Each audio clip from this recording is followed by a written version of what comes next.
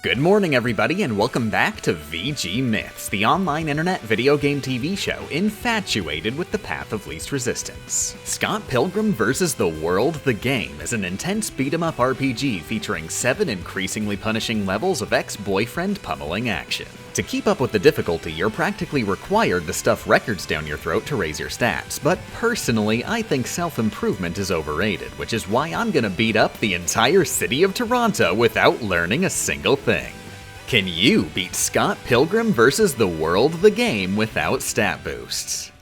The main rule is simple. Our stir, death, whoop, and spud must remain at 0 for the entirety of the playthrough, thus keeping our character at their weakest possible state. Additionally, for obvious reasons, only the hardest possible difficulty, Supreme Master, is allowed. And finally, for equally obvious reasons, cheat codes are completely banned. Before entering the game, you'll need to choose your character. 2 of the 7 characters aren't options. Nega Scott, because you'll need to have already beaten the game multiple times to unlock him in the first place, and Knives because she's an intrinsically better person than every other member of the cast, starting the game with her speed stat at 1 rather than 0. Among the other 5, my personal choice for this challenge is Kim, both because she's the best character and because she's the best character. With the rules set and our character chosen, let's get the facial reconstruction started. Though we won't be able to directly increase our stats, this run isn't completely devoid of upgrades. After punching faces enough times, you'll automatically level up, each level granting a new move in your moveset, with the max level being 16.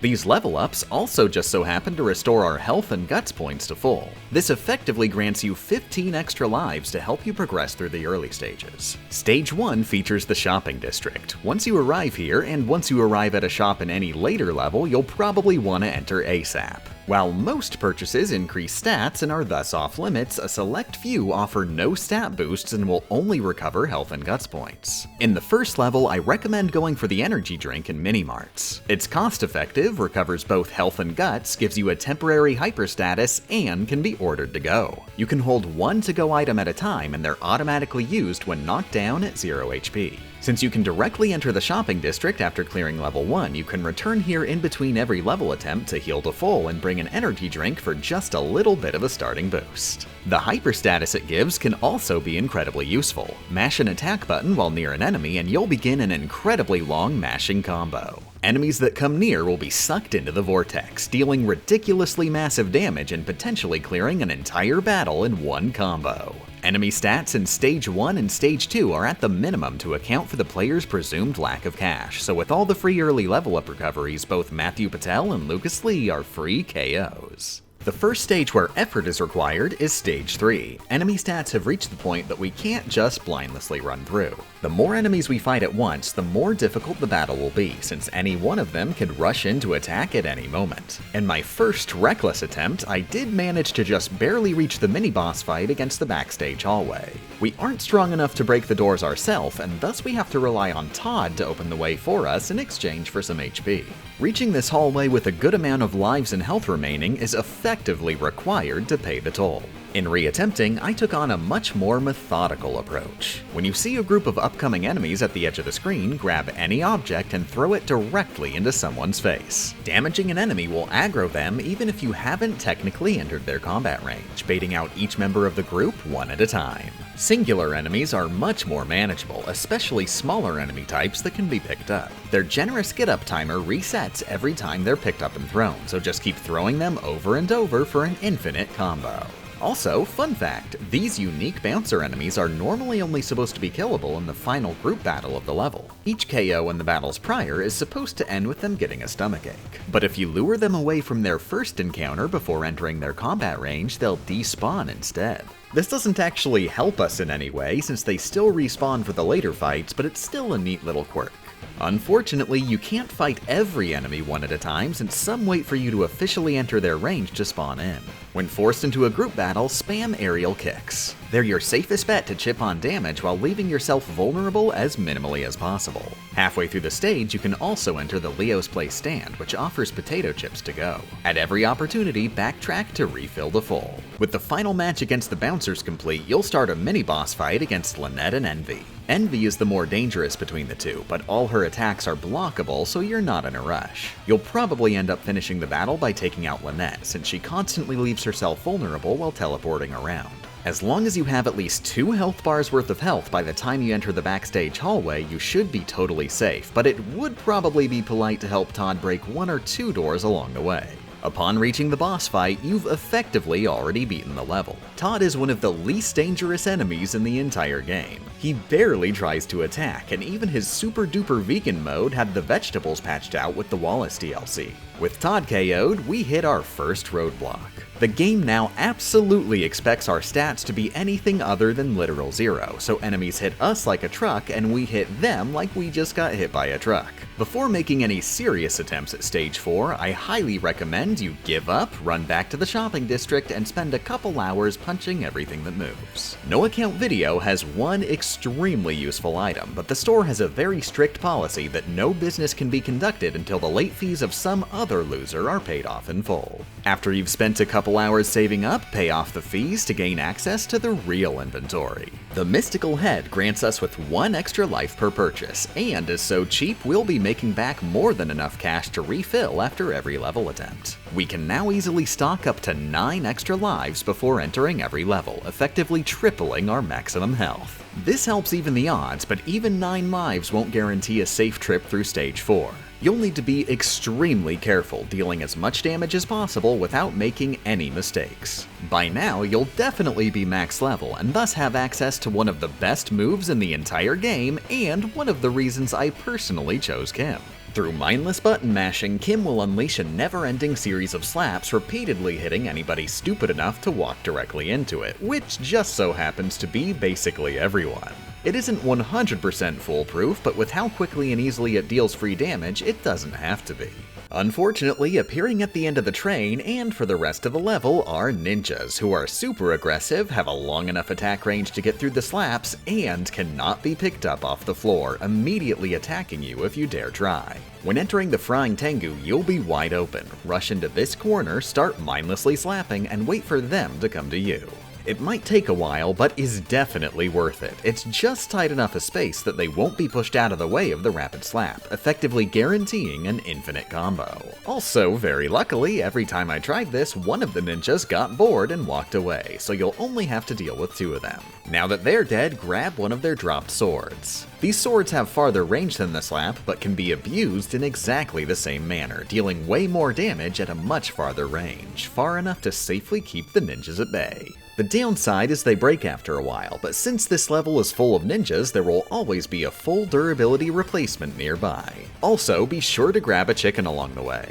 I have no idea why, but the Strem chat kept telling me to do it, so it must be important. When ninjas jump out of the floor, stand slightly next to the hole and spam the sword to send them all straight back down.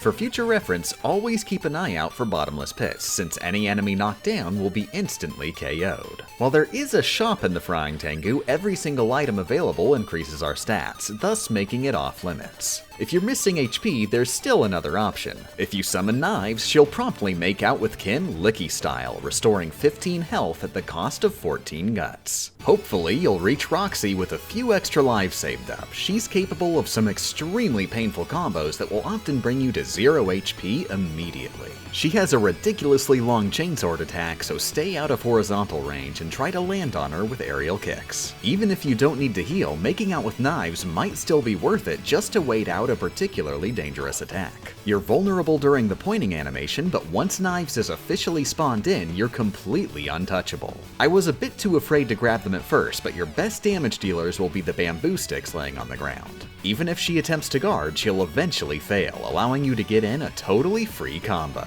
With the 4th Evil X KO'd, we refill our lives and move on. While enemies in Stage 5 and Stage 6 technically have stronger stats, these stages are both honestly easier than Stage 4, thanks to being far shorter and mostly featuring less dangerous enemies. Even the Stage 5 bosses, Kyle and Kevin, are pushovers if you bring in a club for ludicrous free damage. And early on in Stage 6, you'll be able to enter Mobile's secret shop to purchase Kim's final exclusive ability, the Sneeze. This baby is a ranged attack with a giant hitbox that can be used at any time and covers just about the distance of the entire screen.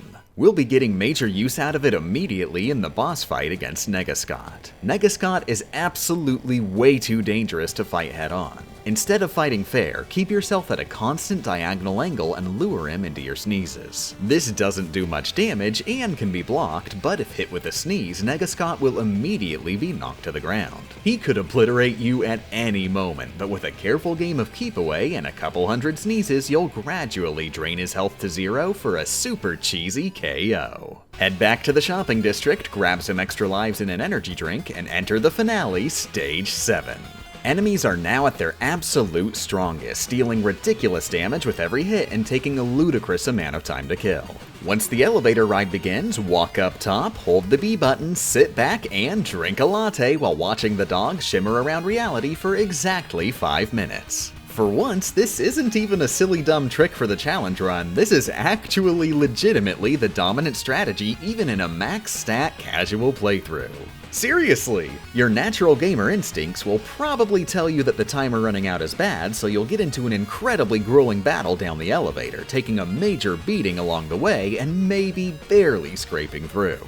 But stop and think about what happens when that timer does run out. The elevator crashes into the ground below, and your punishment, in quotation marks, is taking a single hit that deals 30 damage. With 0 defense, we'd take more than that from a single punch! Latte strats are far more economical.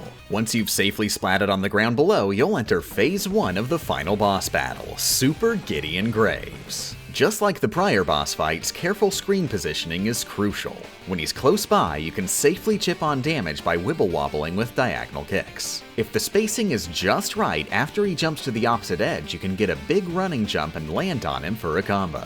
The best combo I've found, if you have the time, is as follows: jump kick, landing launch, spin attack, jump kick, landing kick, running slide. Dodge roll immediately after to avoid Gideon's giddy-uppy attack. When Gideon gets up, he'll perform a special move, most often being temporary invulnerability. When Gideon is invulnerable, play the spacing game, always jumping diagonally away from him as he approaches. You might be tempted to make out with knives to wait out the timer, but this isn't recommended. With bad luck, you could end up finishing the makeout session right as he's coming at you with an unblockable attack. Sometimes, instead of invulnerability, he'll launch a storm of meteors. Spam dodge rolls and knife smooches to hopefully invulnerability frame past the entire volley. It honestly mostly feels like luck, so the longer you spend invulnerable, the better. When Gideon gets low enough on health, the meteor attack is downgraded to a single giant meteor that will always fall directly on top of you and can always be dodged with a slight shuffle. After an incredibly long and intense fight, which I very much hope you got through without taking a single death, you'll be sucked into subspace. Before moving on, get ready for the longest lesbian makeout session of your life. There's one more special aspect to knife summons that hasn't really been necessary until now. While summoning knives normally requires 14 guts points, once you run out of guts, you can still summon her by substituting with HP. Since the summon costs 14 HP but heals 15 HP, we're making a 1 health profit every smooch, allowing us to go all the way up to a de facto maximum of 86 HP. In earlier levels, this honestly wasn't worth the time investment, but in this final gauntlet, you'll need to get maximum mileage out of every single one of your extra lives to have any chance of reaching the end. Dodge roll through the Medusas and blood droplets, make out with knives 30 times per hit along the way, grab the super OP Power of Love, and enter Phase 2 of the final boss fight, Gideon Graves. This battle starts off easy, stay back and wail away, occasionally shuffling to avoid an electric orb. Once the Evil X amalgamation is dead, you'll enter Phase 2 of Phase 2, where the Power of Love will promptly fall apart. Turns out the Power of Love scales with the patheticness of the lover. You'll need to take down this abomination with your bare hands. Gideon's main attack is a straightforward punch, which will instantly drop you to 0 HP, but incredibly thankfully is blockable. Stand it around the second corner from the bottom of the screen, wait for Gideon to punch, block it, do a running jump, spin attack for height, and finally mash mid-air stomps. He'll occasionally back away to perform either a lightning attack or spinning skull attack, both of which are incapable of hitting you while positioned in this corner. Eventually, he'll do an unblockable table slam and reveal his heart.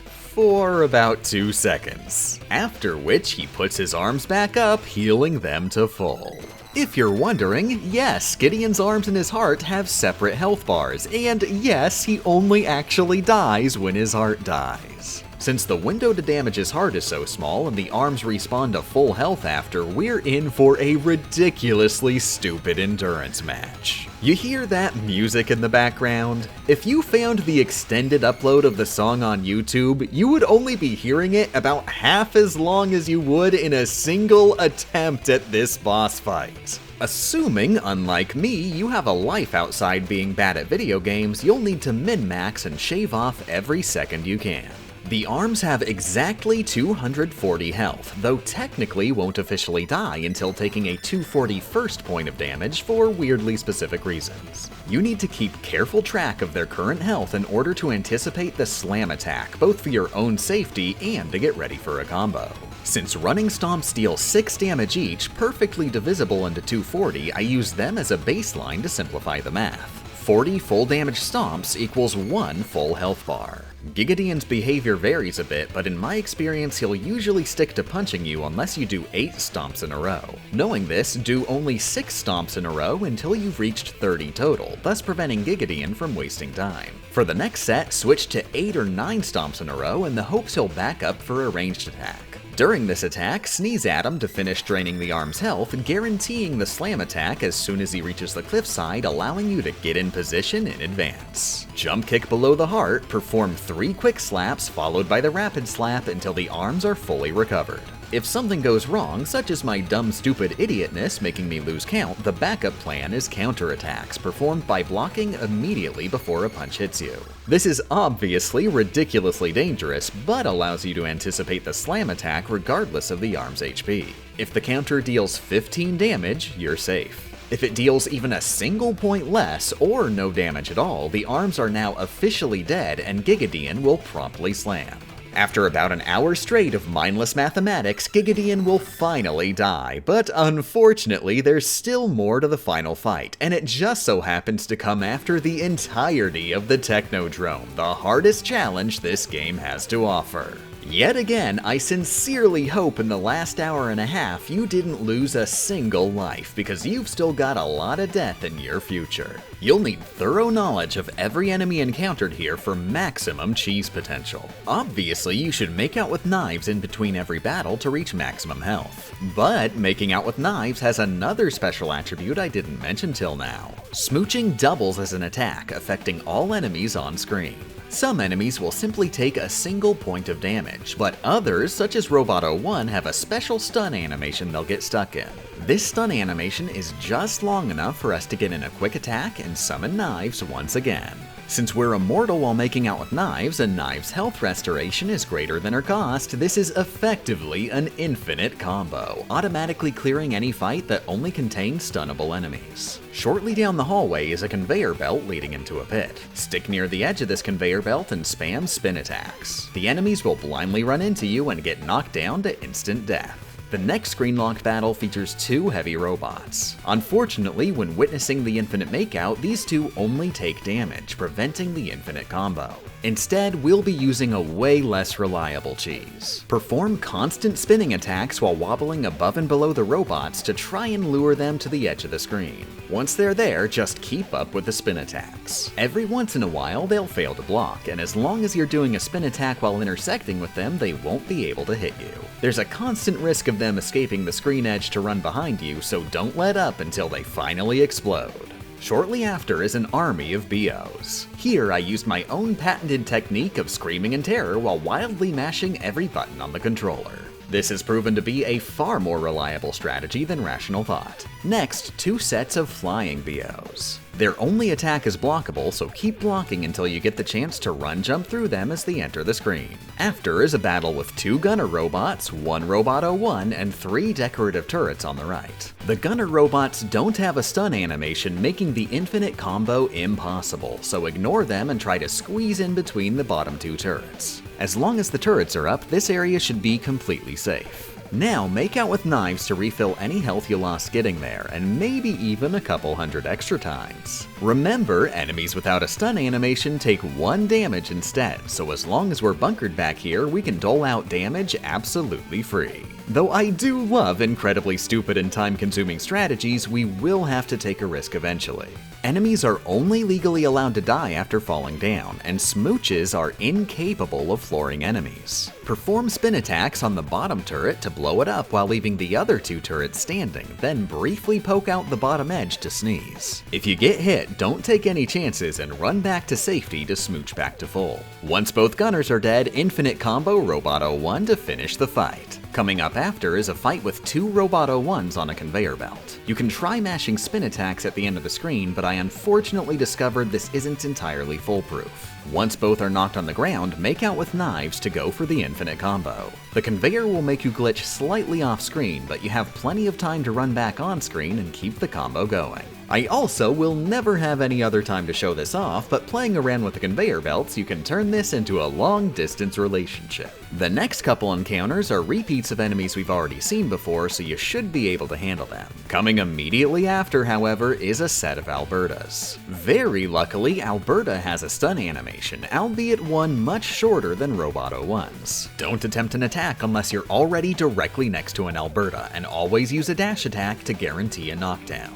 Any attack that doesn't do a knockdown will leave you open to a counter. Once all but 1 Alberta are dead, get her into position to grab a stun baton and start flailing for a guaranteed kill.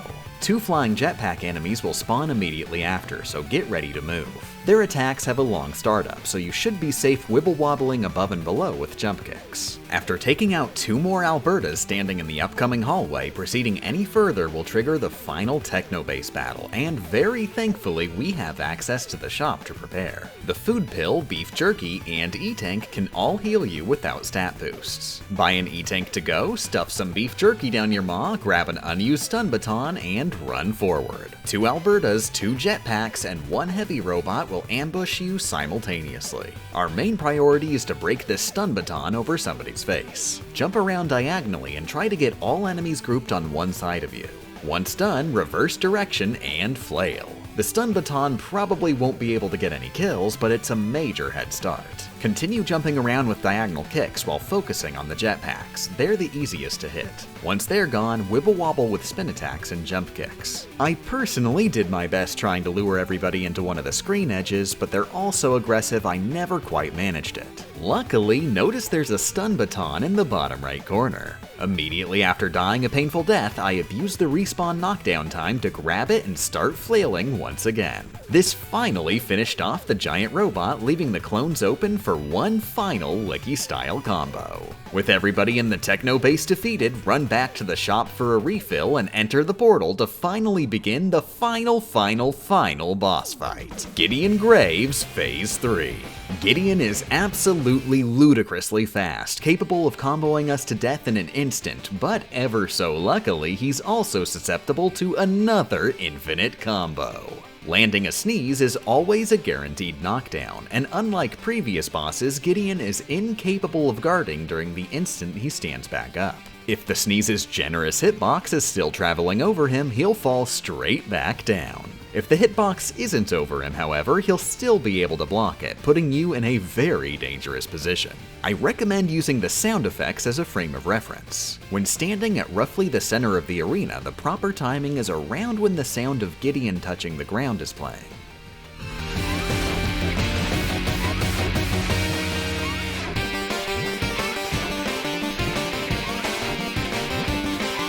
"20 minutes of sneezing perfection later, you'll finally successfully defeat Gideon Phase 3 and enter the final Phase 4, True Gideon Graves. With one last double check that we didn't accidentally become a better person, the Scott Pilgrim vs. the World the Game 0 Redeemable Qualities run is mission complete. If you're interested in trying the run out yourself, it is highly recommended for anybody who happens to both be a fan of the game and ludicrously stupid endurance trials. I just need to note the infinite smooch combo will probably get you through the early stages a lot easier. I didn't figure it out until pretty pathetically late. Special thanks to all Patreon backers including Drew Colpers, Anon42, RB Drock, Zolin Zero, Leslam, Chris Nate, Alexander Botkin, Anu Ikria, Vincent Hall, Alex Nelson, Lively Leader, Jason Ilges, Vaith, Rory Kelly, Lane Robert Leishman, Liddy Kitty, Jace Harsh, Crustacean Creep, Rundum Goy, Queen Sapphire, Plum Sweater, Game Champ says trans rights are human rights, Procrastinating Destiny, E Old Foreign, Cam the Can 1, Nathaniel Kaleda, Game Champ, please do a dramatic reading of your Luigi fanfiction, please I need it, Multicore, Xander Kozak, Celestial Cookie, Boomboxy, Salty Sweet, Veravias, Curbs D50, Jorb, Damian R, Yapalonzo, World's Slowest Game of Chess, I accept your offer of CXD4 and counter your night move with BE3. Nikki Wiki 34, Chronosanthium, Dwirl 25, Blue Moon Von Idaho, Britface, The Nonchalant Nacho, Kid Very Gucci, Star Captain Eli Shaba of Clan Ghost Bear, Wispy Syrup, Riley Anderson, Arcombs, Neptunian Baby. Have you ever considered not being bad at video games, Miss Champ? Slowest Game of Chess, Black. Well, Miss White, I just watched Jack 2 Sans Guns and it was boggers. What's that noise? Nova, See Me Quite says hashtag Landback, Sulfuric Boss, Fabi, Zithuggle, Zandragon, Eric Barron, Zero Mars Becker, XCY, Shadowfire 638, IB Mackey, drawn by AJ2, the return of the haha funny meme name, Admiral Ampersand, Literal Cat Sylvie Wing Catgirl is gay and doesn't go to bed on time, Reblog if you too are gay and or don't go to bed on time, Eve Weaver Cable, where is that Rockman 4 damageless run, Zebras, I think it's time we blow this scene, get everybody and their stuff together, okay, 3, 2, 1, let's jam, Flip Chicken, Sound of Rain, Ryan Garvey, Milk Succubus, Grand Nero, Mademoiselle Game Champ, what is the Scott Pilgrim versus the world, a la Scott Pilgrim Sunter le monde le Dieu, oh ho ho, Fireblade 974, literally Judas, now I only want to triumph, Nora Hana, Beam Animates, the Jellybean Warlock, the insane one, though often referred to as hell pigs, and teledonts are more closely related to hippos and whales, Sorio99, Jack Silverson, Dakota Riggs, Neo Sandman 4040, Mackie B, Infamous Peace, Arcade, Corporal High, Miles Edgelord, Trish Chandler, Airtide, Drees, Billy, has anyone seen my underscore, Sap 11, Colin Monsma, Darknit, frequently a doofus, occasionally an idiot, always a fool, Attempted Wholesomeness, Champ doesn't like to say Funsy Runsy, Idak, Victory, Carlo Calcitera, Brisky, Margaret Josephine, Madrox07, friendly reminder that it's not normal to sneeze, I have never sneezed, F Amadon, Release Idola LP4, T Brunelli 200, Quiet Mischievous, Leverage, Lemon Planter, High Princess Aranus, Nitsa